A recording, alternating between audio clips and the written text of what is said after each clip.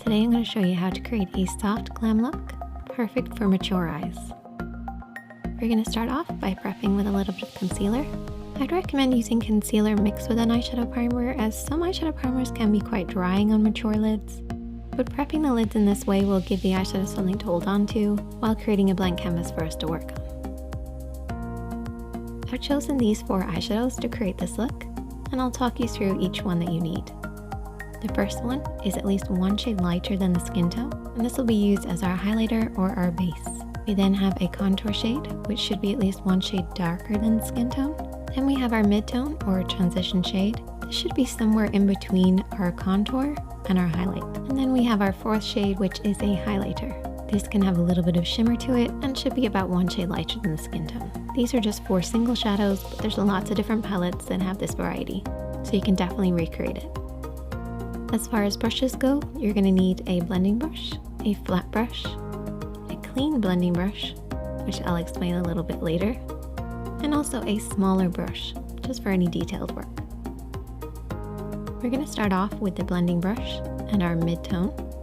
We're going to apply this in the crease of the eye, stopping underneath the brows. Now for mature lids or hooded eyes, you want to make sure that you really work your mid-tone into that hooded area. This will help to camouflage it, recede it, and create a soft, blurry finish. If you're working on yourself, try keeping your eyes open. This will allow you to see the shape that you're creating. You really just want to focus on this area just above the lid. This will help to recede any hoodedness and soften that look. We're then going to take this smaller brush and we're going to take the contour shade. We're going to work this on the outer edge of the eye and deep into the socket. You want to keep this nice and low. Your mid-tone is always higher than your contour, so keep it underneath this line, working on the outer edge of the lid. You also want to make sure you're keeping within the lines. Don't worry if you've gone outside them, because you can always clean it up afterwards. But using the edge of the nose, eye, and brow as a guide, you want to blend in from this point. This will just make sure you get that nice, soft, lifted appearance. We're then going to take the clean blending brush. What we're going to do is blend over everything that we've already applied. This will soften out any harsh lines. And you're not going to apply any eyeshadows with this, you're just blending with whatever's already there. By using a clean blending brush, you're going to stop that muddy appearance that can happen.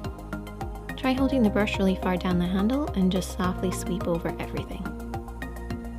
We're then going to take the flat brush and we're going to take the highlighter shade and apply this on the inner corner of the eye and softly sweep it to about the halfway point of the lid. Try to keep this nice and low. You don't want to touch the crease with this. Everything else on the lid is kept quite matte, and this is just to add a little bit of shine. Sticking with that same flat brush, we're also going to take the matte shade and we're going to apply this underneath the brows.